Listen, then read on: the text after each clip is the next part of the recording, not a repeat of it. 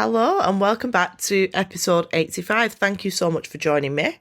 I'm very glad to be back after taking a week off because I was coughing and an absolute snot rag. So I'm feeling much better now. And this week I want to talk to you about worthiness and share with you a little activity that is going to help you with increasing your feelings of worthiness so that you can bring in your manifestations quicker.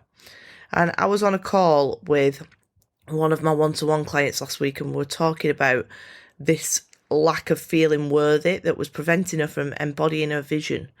And I told her about something that I used to do in the past which showed that at the time I also felt like I wasn't worthy just in general.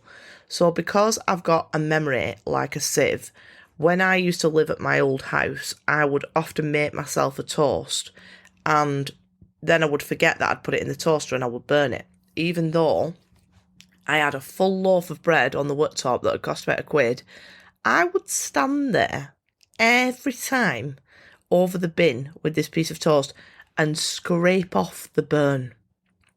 I don't even like well done toast, so you can imagine this was not my preference.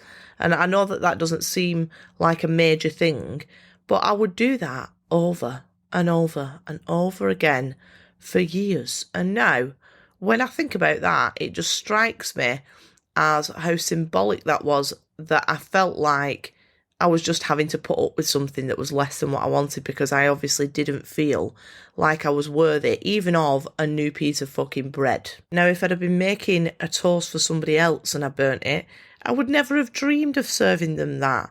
I would have obviously made a new piece of toast and made sure it was right and what they'd asked for. So why wasn't I doing that for myself? Now, at the time, I didn't recognise the meaning behind that action. So I wanted to share with you a few common ways that a feeling of unworthiness could be manifesting in your life. And later I'm going to share with you a little activity that is great for helping you to improve your feelings of worthiness. So I've got 5 of these things that I'm going to share with you. So I'll try and keep them brief because you know what I'm like. You know what I'm like. So the first one and the most common one that I've come across is the inability or difficulty accepting a compliment, whether it be on how you look or what you're wearing or the work that you've done or even just your qualities as a person. I feel like this will really resonate with a lot of people. So just for example, I complimented somebody on the dress at work a couple of weeks ago. She looked absolutely beautiful, really smart, really stylish, and I was just very much enjoying her outfit that she was wearing. So I said, "Oh, I love your dress." And she said something like, I might not have it word for word, but it was very similar to this. "Oh, I've had it for years. It was only cheap. I got it in the sale. It doesn't even fit right, actually. In fact, it's got a hole in the back somewhere." And then she proceeded to try and locate the hole to prove to me what an absolute rag she was wearing. Now, if that person had better worthiness, higher self-worth, she would have said to me, "Thank you." And this doesn't just apply to outfits. Like I said, it could be someone saying how funny you are or how lovely you are or what a great mum you are or what a fantastic job that you've done of something at work. When you are downplaying what you have done or who you are being, you are teaching people to treat you as if you're not worthy. So if that is you and that rings a bell, please, I beg you, this week, accept the compliment. If you weren't worthy of it, it would not be given to you. So take it on board and say thank you. So another common way that a lack of feeling worthy can manifest is difficulty in accepting gifts of any kind. So that could be as simple as like arguing with somebody over who's buying the coffees in a coffee shop or maybe who's paying the bill at a restaurant. And if you get 2 people together who are struggling with feelings of unworthiness, then you can be there all fucking day, can't you? People saying like, "No, I'm paying. No, I'm paying. No, absolutely not. I'm paying," and both trying to elbow each other out of the way to get to the card machine is not. It's not a vibe, guys. Abundance comes in all forms, and sometimes that means it's through a gift from someone else. Sometimes it's in an opportunity that you're given and you know would be really beneficial for you, and you pass up on it because you can't accept that joy or success that you know it'll bring you, and that's because you're feeling like you are not worthy of having that. You hear people when they are given like a substantial gift saying, "Oh no, I can't accept that, it's too much." But ask yourself, what message are you sending out to the universe when you reject a gift like that instead of just accepting it with gratitude? Well, I'm going to tell you. The message is, I'm not worthy. And so the universe will say, okay then, your wish is my command, and retract that abundance and give you more lack. So please, accept the fucking coffee. The next way that I've got for you that it might manifest is that you find yourself comparing yourself to others and criticising yourself regarding what your life should look like based on somebody else's life. And that could be comparing your body to someone else's. It could be comparing how many wrinkles that you've got to somebody of the same age. Maybe you're comparing how much money you earn to someone else, comparing your relationship status to your friends, comparing your home or even the place that you live in, comparing how perky your tits are and what size your pants are, absolutely anything at all. That means looking at others and thinking that in some way they are better than you. You are exactly where you are meant to be. This timeline and perception of what life is supposed to look like is completely bollocks. It's made up and you don't have to follow it. You have your own timeline that is working out for your highest good. And you'll see a shift here when you improve your self-worth, because you'll stop seeing other people as competition of any kind. You'll be able to look, for example, as a female, you will be able to look at another woman and admire how beautiful she is without feeling like you aren't because she is. Does that make sense? You'll look at people in your industry and feel inspired by their success instead of intimidated by it. You'll look at them as a role model and feel excited about what's coming. You'll look at people who are in love as a single person and be hopeful and, excited about what's ahead for you instead of feeling jealous that they've got something that you don't have at the minute, because everybody has their own timeline. You don't need to be on anyone else's. So another common sign is that you find yourself over apologising. And there's nothing wrong with apologising when you're in the wrong. In fact, I would say that that's a sign that you have enough self-worth to own your mistakes and make amends for them. But if you are starting a good percentage of your conversations with the word sorry, when you've not actually done anything wrong, and you're apologising for a circumstance that is out of your control, then you're basically apologising for your very existence, because somewhere within you, you are holding that belief that you are not worthy of taking up the space that you're in, and therefore that you need to constantly apologise because you feel like your existence is somehow causing other people a problem. Let me tell you right now, it's not, so stop it. Unless you are truly sorry for something that you've done, I'd like you to rephrase the way that you speak. And we all know that person. Everybody knows one of those people who says, oh, sorry.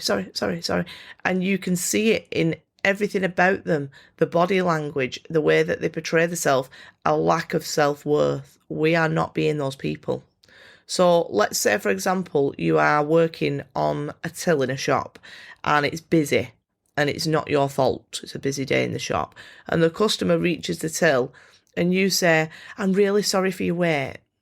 You're telling that person that the fact that the shop is busy is your fault. Instead, you can say something like, thank you for your patience, how can I help you? It's just a really small adjustment that makes it clear that you are not at fault, but that you are grateful that the person understands this, and also for the patience or whatever it is that has impacted them. And I know that's a bit of a specific example, but you can alter this to fit any situation. And I remember doing that. I used to work at Barclays Bank, believe it or not, and I would hear people around me saying, sorry about your wait, and then they would get annoyed customers all the time because the customer then believed that it was their fault that they were waiting. And I didn't get annoyed customers very often because I would never say that. I would say, thank you for your patience, how can I help you? And it would switch the way that they thought. It would stop them thinking that I was the problem because I knew that I was not the problem. And finally, the worst and most negatively impactful manifestation of having low self-worth or not feeling worthy enough is simply shitty self-talk. Allowing your self-critic that we all have to be louder than your self-cheerleader. And this can take on any form. It could be that you're saying how ugly you are, or how much weight you've put on, or how little you earn, or how you have upset somebody, or how you're a bad person, or how anything at all that is berating yourself in any way, shape or form and telling yourself that you are not good enough in some way. And I'm going to keep that one fairly short because I've talked about it a lot. But if you wouldn't say it to someone that you love and respect, don't say it to yourself. That's the rule that I use. You would never go over to your best friend and say, oh, you look really fat in that outfit. You wouldn't do it. Or you wouldn't say, oh, you're not as far along as I hoped you'd be, would you? Because you would know that that would negatively impact them. But we do things like that to ourselves all the time unless we change that. So when you notice yourself doing that, I want you to correct those thoughts, because those thoughts are telling the universe that you are not worthy. And whatever you want the universe to believe, it will reflect back to you. So stick to that rule. If you wouldn't say it to someone that you love and respect, don't say it to yourself. So they are my 5 signs that you might be experiencing feelings of unworthiness.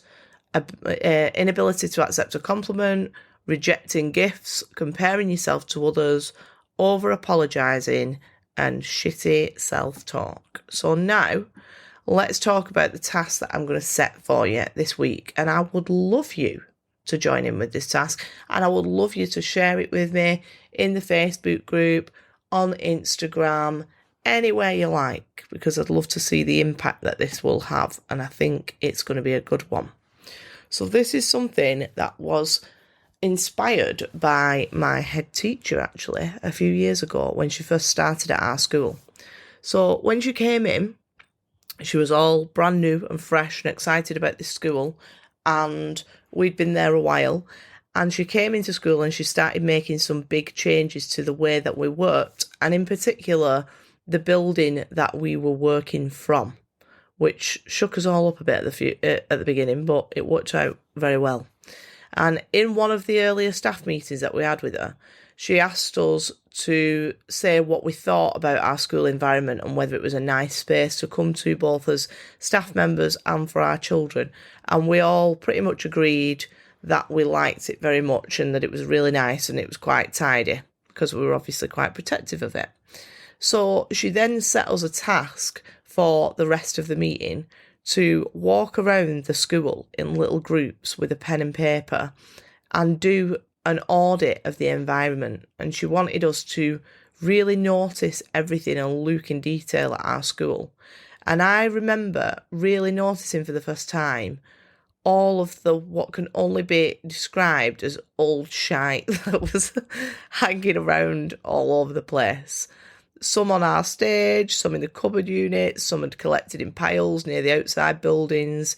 We had corridors where there were bits of paint peeling and a few things were broken, doors with broken bits on them and units with missing handles. And I can honestly say that until that environment audit task that she gave us, I had never in 4 years noticed any of it, because I loved coming to school, I loved the people, I loved the place, I loved the kids. So I became blind, like everybody else did, to the fact that it wasn't quite right and that we were just accepting things that were less than we would truly like to have, less than what we were worthy of having.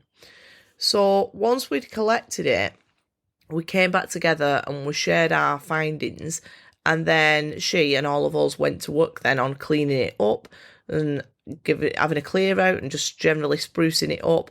And then over the course of the time that she's been the head there, it's been done up, room by room. And now, although obviously every school ends up with a bit of clutter here and there, it's a really lovely place to be, and it's much tidier and much nicer. We've got plants, we've got mirrors, we've got paintings, we've got nice new furniture. Our displays are all calm and cohesive, and there's like positive affirmations on the wall, and the colour scheme matches, and it's just generally more lovely. It's a place that is worthy of the incredible teachers and the staff and our amazing kids. So I stored that little activity away in my brain for a later date, and today is that day. I didn't know what I was going to use it for, but I knew it was going to come in handy some point. So this is something that I asked one of my one-to-one clients to do this week, and I would love for you to join in with it. And by the way, if you are looking for a last-minute gift to yourself this Christmas and you would like to come and work with me, I am still offering my 4-week one-to-one for £333 at the minute. This is the last month that it will be at that price. So you can still actually book it this month for that price, but start in the new year for the same price. So hit me up if you want to know more, or you can visit my website, which is positivepig.co.uk, and click on the shop bit. Investing in myself has been the best thing I have done this year, and I really wish that I had done it sooner. Okay, so what I would like you to do today or tomorrow or this week, but make sure you do it before you forget, is to get a notepad and a pen and intentionally walk around your home looking at it with fresh eyes and really noticing it all.